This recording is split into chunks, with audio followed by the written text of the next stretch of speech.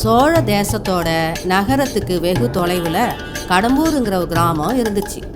அங்கே தேவின்னு ஒரு பாட்டி தனியாக வாழ்ந்து வந்தாங்க. அதுக்குன்னு அவங்களுக்கு யாரும் இல்லாமல் இல்லை. அவங்களுக்கு ஒரு மருமக, அப்புறம் அவங்க பேத்தின்னு ஒரு அழகான குடும்பம் இருக்குது. ஆனால் அவங்க தங்களுடைய வாழ்வாதாரத்துக்காகவும் தொழிலுக்காகவும் சோழ தலைநகரான உறையூருக்கு குடிபெயர்ந்துட்டாங்க. ஏதாவது விசேஷம், பண்டிகை, விடுமுறை நாட்கள்னா இவங்க அங்கே போகிறதும் அவங்க இங்கே வரதுமா இருக்கும். அப்படித்தான் அன்னைக்கு ஒரு நாள் தன்னுடைய பேத்தி பிறந்த நாளுக்காக அவங்கள பார்க்க அவங்க பொண்ணு வீட்டுக்கு போயிருந்தாங்க. ஏமா இவ்வளோ தரத்தை தூக்கிட்டு வரீங்க? அங்கேருந்து வர உங்களுக்கு எவ்வளோ சிரமமாக இருக்கும். ஆமாம், நானும் அடி தூக்கிட்டு வர போகிறேன். மாட்டு வண்டியில் ஏறி உக்காந்தா அவன் கொண்டு வந்து இங்கே இறக்கி விட போகிறான். இதில் என்ன இருக்குது? பேத்தியை பார்க்க வரப்போ வெறுங்கையோட வருது. இவ்வளோ பாசம் வச்சிருக்கீங்க, எங்கள் கூடயே வந்து தங்கிருங்கன்னு சொன்னால் கேட்கவே மாட்டீங்க. எங்கள் கூடயே தங்கிட்டா நீங்கள் தினமும் உங்கள் பேத்தி கூட விளையாடலாம்ல. ஐயோ, நமக்குலாம் இந்த பட்டணம்லாம் சுத்தமாக சரி வராதுடி. நமக்கு வயல் காத்து, கம்மா குளியல், மாடு மக்கன்னு இது மாதிரி வாழ்கிறது தான் எனக்கு நிம்மதியாக இருக்கும். என் பேத்தியை பார்க்க தான் நான் என்ன அடிக்கடி வந்துட்டு தானே இருக்கேன். அது மட்டும் இல்லை, இந்த வருஷம் கோடை விடுமுறை முழுக்க என் குட்டி என் கூடவே தான் இருக்க போகுது. அதனால வருஷம் சாக்க சொல்கிற மாதிரி சாக்க சொல்லாமல் இந்த வருஷம் கோடை விடுமுறைக்காவது அவளை என்கிட்ட கொண்டு வந்து விடுங்க. இதில் என்னங்க இருக்கு? இந்த வருஷம் கோடை விடுமுறை முழுக்க அவள் உங்கள் கூடவே இருக்கட்டும். சரிம்மா, நான் சமையலை முடிச்சிட்டேன். நீங்கள் வாங்க, நம்ம எல்லாரும் சாப்பிட்லாம்.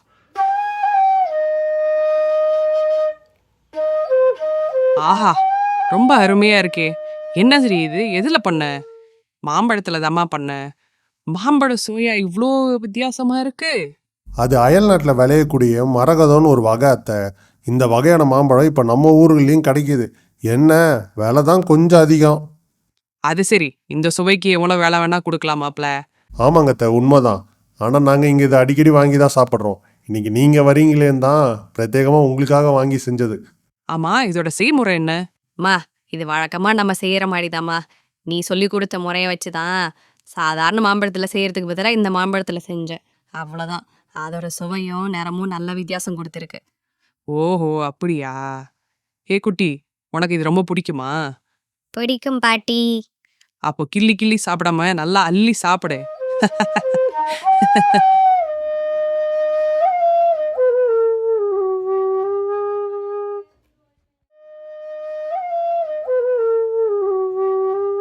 என்னம்மா, வந்து ஒரு நாள் கூட தங்கலை, அதுக்குள்ளே கிளம்புறேன்னு சொல்கிறியே? ஆண்டி, ஒரு ராத்திரி இங்கே தான் தங்கிட்டல்ல. நான் இப்போ போனாதான் அங்கே நம்ம மாடு தோட்டம் எல்லாம் அப்படியே கிடக்குது. அதெல்லாம் நான் பார்க்க வேணாமா? சரி சரி, இன்னும் 2 நாள் இருனா. நீ இவ்வளோ பேசுகிற. சரி, நீ போயிட்டு வா. நான் கோடை விடுமுறைக்கு உன் பேத்தி அங்கே அனுப்பி வைக்கிறேன். அத்தை, அதுக்கு நடுவில் நேரம் கிடைச்சாலும் அப்பப்போ வந்துட்டு போங்க. சரிங்க மாப்பிள்ள, நான் நேரம் கிடைக்கிறப்பெல்லாம் இங்கே வரேன். ஏய் குட்டி, பாட்டி போயிட்டு வரேன். ஏய் குழந்தைய பத்திரமா பார்த்துக்கோ.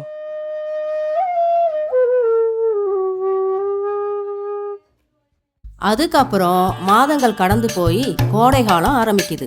தேவி பாட்டி கேட்டுக்கிட்ட மாதிரியே அவங்க பேத்தியை விட்டுட்டு போக மகளும் மருமகனும் வந்திருந்தாங்க. குட்டி, பாட்டிக்கிட்ட இது வேணும் அது வேணும்னு கேட்டு அடம் பிடிக்க கூடாது. சமுத்தா இருக்கணும் என்ன? அதெல்லாம் நான் பார்த்துக்கிறேன். நீங்கள் பார்த்து பத்திரமா போயிட்டு வாங்க. சரிம்மா, நாங்கள் கிளம்புறோம். வரங்க அத்தை. சரிங்க மாப்பிள்ள. பாட்டியும் பேத்தியும் கோடை விடுமுறைய சந்தோஷமா கொண்டாடிட்டு இருந்தாங்க.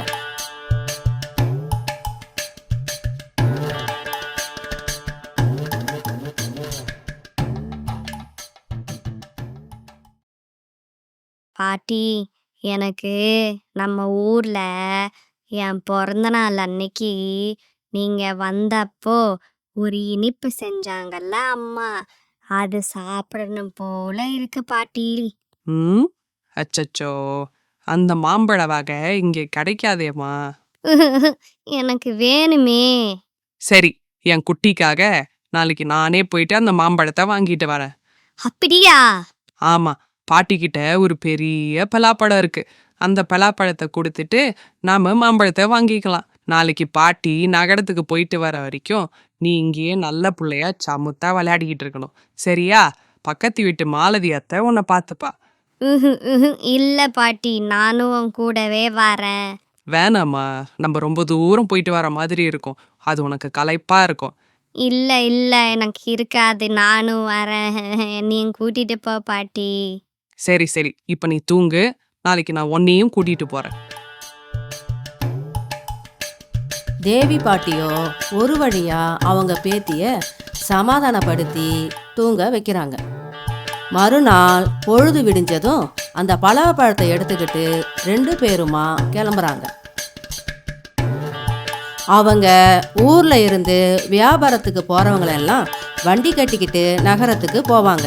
அதுல தேவி பாட்டியும் அவங்க பேத்தியும் போய்கிட்டு இருந்தாங்க. அட அதிசயத்தை பாருங்களேன் பாட்டி, நம்ம 2 பேரு கூடையும் பார்க்க ஒரே மாதிரி இருக்கு. அட ஆமம்மா, அப்புறம் பேத்தியோட நகரத்துக்கு என்ன விஷயமா போறீங்க? இவளுக்கு மாம்பழ இனிப்புனா ரொம்ப பிடிக்கும். அதை செய்யறதுக்கான மாம்பழத்தை வாங்க தான் போறோம்.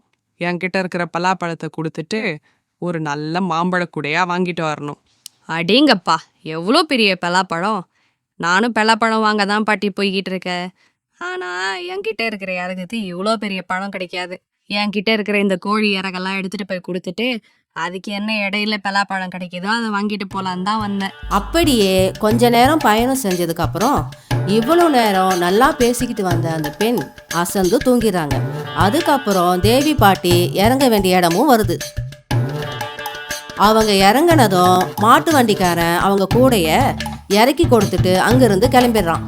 அதே இடத்துலயே அவங்கள கொஞ்சம் ஆசுவாசப்படுத்திக்கிட்டு கிளம்புறதுக்காக கூடைய தூக்குறாங்க. ஆனா கூடையோட கனம் ரொம்ப குறைவா இருக்கு. என்ன இது, கூடையோட எடை குறைஞ்ச மாதிரி இருக்கு. ஐயையோ, அந்த மாட்டுக்காரன் கூடையை மாத்தி இறக்கி வச்சுட்டு போயிட்டானே. என்ன பாட்டி ஆச்சு? அந்த மாட்டு வண்டிக்காரரு நம்மளோட பலாப்பழ கூடைக்கு பதிலா கோழி இறகு கூடையை இறக்கி வச்சுட்டு போயிட்டாருமா. அச்சச்சோ, அப்ப நம்மளால மாம்பழம் வாங்க முடியாதா பாட்டி? எனக்கு மாம்பழம் வேணுமே. நீ கவலைப்படாத குட்டி. நமக்கு இந்த கோழி இறக வித்து எவ்வளோ மாம்பழம் வருதோ நம்ம அதை வாங்கிட்டு போய் இனிப்பு செய்வோம். சரியா? சரி பாட்டி. சரி வா, நம்ம நடக்க ஆரம்பிப்போம். இப்படி வரது வரட்டும்னு இந்த இறகையெல்லாம் எடுத்துக்கிட்டு தெரு தெருவா அலையிறாங்க. ஆனா எல்லாரும் கேட்குற வேலை அவங்களுக்கு கொஞ்சம் கூட கட்டுப்படி ஆகல. அதனால இனி என்ன செய்யறதுன்னு தெரியாம வீதியில சுத்திக்கிட்டு இருக்கும்போது ஒருத்தன் தண்டோரா போறத பாக்குறாங்க.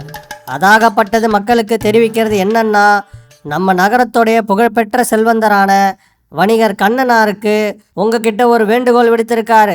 ஒருத்தருக்கு வித்தியாசமான அன்பளிப்பு கொடுக்குற மாதிரியான பொருள் ஏதாவது உங்ககிட்ட இருந்தா அதை இன்னைக்கு மதியத்துக்குள்ள அவர் வீட்டுக்கு எடுத்துட்டு வந்து தரும்படி கோரிக்கை வச்சிருக்காருன்னு தெரிவிச்சுக்கிறேங்கோ. என்கிட்ட இருக்கிற பொருளை காசு கொடுத்து வாங்கவே ஆளை கிடைக்கல. இதுல இவருக்கு நம்ம என்னத்தை வித்தியாசமா கொடுக்க போறோம். சரி வா குட்டி, நம்ம நடப்போம். பாட்டி, எனக்கு தண்ணி தாகமா இருக்கு பாட்டி. அதோ அங்க ஒரு வீடு இருக்கு, வா நான் உனக்கு அங்க போய் தண்ணி வாங்கி தரேன். ரொம்ப சோர்வாகி தண்ணீருக்காக அங்க இருந்த ஒரு வீட்டை நெருங்கி போறாங்க. அந்த வீட்டு வாசல்ல ஒரு கணவனும் மனைவியும் எதை பத்தியோ வாக்குவாதம் பண்ணிக்கிட்டு இருந்தாங்க. அங்க கிட்ட போன தேவி பாட்டி, என்னப்பா, என்ன பிரச்சனை? ஏன் இப்படி வீதியில சண்டை போட்டுக்கிறீங்க? நீங்களே ஒரு பதில் சொல்லுங்க பாட்டி. எங்க வீட்ல ஒரு இருக்கை இருக்கு, அதுக்கு ஒரு மெத்த செஞ்சு போடலான்னு இவர் சொன்னாரு. சரிங்க, அப்போ இலவம் பஞ்சிலேயே செஞ்சு கொடுங்க அப்படின்னு நான் சொன்னேன். அதுக்கு இவர் ஒத்துக்க மாட்டேங்கிறாரு. பாட்டிமா, பஞ்சில் செஞ்சோன்னா உடம்பு சூடாகும், அதனால தேங்காய் நாரை வச்சு தப்போன்னு சொன்னா இவ ஒத்துக்க மாட்டேங்கிறா.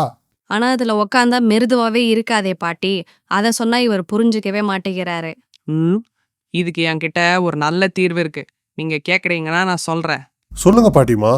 இலவம் பஞ்சு, தேங்காய் நாறு, இது ரெண்டுத்தை விட பறவையோட இறக வச்சு தச்சிங்கன்னா மெருதுவாவும் இருக்கும், உடல் சூடும் ஆகாது. இதோ என்கிட்டயே அதுக்கான இறகெல்லாம் இருக்கு, பாருங்க. அட ஆமாங்க, எனக்கு இப்பதான் ஞாபகத்துக்கே வருது. எங்க அப்பா வீட்டுல கூட இந்த மாதிரி கோழி இறக வச்சுதான் மெத்த செஞ்சு போட்டிருக்காங்க. அது மெருதுவாவும் இருக்கும், அதே நேரத்துல சூடும் ஆகாது. அப்ப இதுக்கு யோசிச்சுக்கிட்டே. பாட்டிமா, இதோட விலையை சொல்லுங்க, நானே இது மொத்தத்தையும் வாங்கிக்கிறேன்.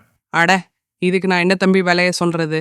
நீ உன்கிட்ட ஏதாவது வித்தியாசமான பொருளா இருந்தா அதை எனக்கு கொடு, அதுவே எனக்கு போதும். இப்படி நல்ல நேரத்தில் வந்து உதவி செஞ்சிருக்கீங்க பாட்டிமா. சரி வாங்க, என்கிட்ட ஒரு வித்தியாசமான செடி இருக்கு, அதை நான் உங்களுக்கு தரேன். தாயி, குழந்தைக்கு கொஞ்சம் தண்ணி கொடுமா, நான் போயிட்டு வந்துடுறேன். இதோ பாருங்க பாட்டி, இது பேர் ஐவர்ண செடி. இதை நான் சீன நாட்டுக்கு போனப்போ வாங்கிட்டு வந்தேன். இந்த செடி பூக்கும்போது 5 வண்ணங்களில் பூ பூக்கும். இதை எடுத்துக்கிறீங்களா? சரிப்பா, நான் இதையே எடுத்துக்கிறேன். சரின்னு சொல்லி தேவி பாட்டி அதை வாங்கிக்கிட்டு நேரா அந்த செல்வந்தர் வீட்டுக்கு போறாங்க. அவங்க அந்த செடியை அங்க கொடுத்ததுக்கு அப்புறமும் கூட அவங்கள ரொம்ப நேரம் அங்கேயே உட்கார வச்சிருந்தாங்க. அப்புறமும் கொஞ்ச நேரம் கழிச்சு அந்த வணிகர் கண்ணனார் அங்க வராரு. பாட்டிமா, எனக்கு நீங்கள் எவ்வளோ பெரிய உதவி செஞ்சுருக்கீங்க. ரொம்ப நன்றி பாட்டிமா. நீங்கள் கொண்டு வந்த அந்த செடி அவங்க நாட்டில் மிக ராசியான செடியாம். அதனால இது ஒரு நல்ல சகுனமாக எடுத்துக்கிட்டு வணிகத்துக்கு அவங்க ஒப்புதல் கொடுத்துட்டாங்க. ரொம்ப நன்றி பாட்டிமா. அது இல்லாமல் உங்களை காக்க வச்சதுக்கு என்னை மன்னிச்சிருங்க. இந்தாங்க உங்களோட சன்மானம். அப்படின்னு சொல்லி அந்த வணிகர் கண்ணனார் தேவி பாட்டிக்கு ஒரு பெரிய சன்மானத்தை கொடுக்கறாரு. அதை எடுத்துக்கிட்டு தேவி பாட்டி ஒரு வழியா தான் பேத்திக்கு இனிப்பு செய்யறதுக்கான மரகத பழத்தை வாங்க போய்கிட்டு இருந்தாங்க. அப்போ சாலையில ஒரு சின்ன பையன் போறவங்க வரவங்க கிட்டெல்லாம் தான் கையில இருந்த நாய்க்குட்டியை காட்டி கெஞ்சிக்கிட்டு இருந்தான்.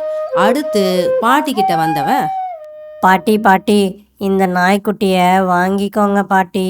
என் குடும்பம் சாப்பிட்டு 1 வாரம் ஆச்சு பாட்டி.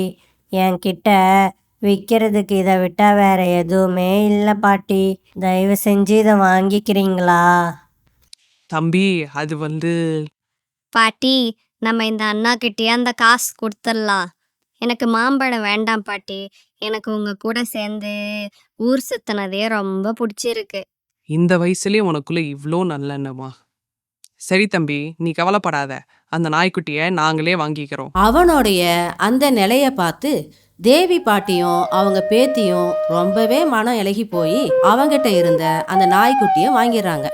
அதுக்கப்புறம் அவங்க 2 பேரும் இனி இந்த பழத்தை வாங்கவே முடியாதுன்னு வீட்டுக்கு போகலாம்னு கிளம்பிடுறாங்க. அப்படியே போய்கிட்டு இருக்கும்போது திடீர்னு அந்த நாய்க்குட்டி ஓடி போய் ஒரு வீட்டு வாசல்ல இருந்த முதியோர்கிட்ட நிக்குது. அவரு அங்க இருந்த பறவைகளுக்கு உணவு வச்சுக்கிட்டு இருந்தாரு. அந்த நாயும் உணவுக்காக அவரையே சுத்தி வந்துச்சு. நாய் பின்னாடியே அங்க வந்த தேவி பாட்டியும் அவங்க பேத்தியும், அடடே குட்டி பாப்பா, இந்த நாய்க்குட்டி உன்னோடதா? இல்ல, இப்பதான் ஒரு அண்ணா கிட்ட இருந்து நாங்க அதை வாங்கணும். இந்த நாய்க்குட்டி தாத்தா மேல ரொம்ப பாசமா இருக்கு. நீ இந்த நாய்க்குட்டியை தாத்தாக்கே தந்துடுறியா? சரி, தரேன். நல்ல குழந்தை. ஆமா, உங்களை நான் இதுக்கு முன்னாடி இங்க பார்த்ததே இல்லையே. நீங்க எந்த ஊரு? நாங்க மலையூர். அடேங்கப்பா, அவ்வளவு தூரத்துல இருந்து வந்திருக்கீங்களா? அதனாலதான் நீங்க பாக்குறதுக்கே ரொம்ப களைப்பா இருக்கீங்களா? சரி வாங்க, தண்ணி இல்ல மோர் ஏதாவது குடிச்சிட்டு போங்க. இருக்கட்டும்ண்ணே, நாங்க இப்படியே கிளம்புறோம். அட வாங்கம்மா, உள்ள யாரும் இல்ல, நான் மட்டும்தான் இருக்கேன். நீங்க வந்தீங்கன்னா இந்த குழந்தையும் நாயும் என் கூட கொஞ்ச நேரம் இருக்கும். அதுவே என் மனசுக்கு ஒரு சந்தோஷத்தை கொடுக்கும். அது மட்டும் இல்ல, குழந்தைய பாருங்க, ரொம்ப களைச்சு போயிருக்கா. அவ கொஞ்சம் இளப்பாரட்டும், அதுக்கப்புறம் இட்டுட்டு போங்க. சரிங்க அண்ணே. ஏண்ணே, இவ்ளோ பெரிய வீட்ல நீங்க தனியாவா இருக்கீங்க? அட ஆமா தங்கச்சி, உங்க மனைவி பிள்ளைங்கெல்லாம்? எல்லாம் ஒரு காலத்துல இருந்தாங்க. மனைவி போய் சேர்ந்ததுக்கு அப்புறம் சொத்தை பிரிச்சுக்கிட்டு பிள்ளைங்களுக்கும் ரக்கம் முளைச்சது பறந்து போயிடுச்சுங்க. அதுல இருந்து இந்த வீட்டுல நான் ஒண்டி கட்டையாதாமா இருக்கேன். அதை விடுமா, என் கதை ஒரு தொடர் கதை. அது நிக்காம போய்கிட்டு இருக்கோம். நீங்க ஏன் இவ்வளவு தூரம் வந்தீங்க, அதை சொல்லுங்க. அப்போ தேவி பாட்டி நடந்தத முதல்ல இருந்து அவரை பார்த்த வரைக்கும் எல்லாத்தையும் சொல்றாங்க. அப்போ நீங்க சரியான இடத்துக்கு தான் வந்திருக்கீங்க. என்னென்ன சொல்றீங்க? எனக்கு எதுவும் புரியலையே. என் கூட வாங்க.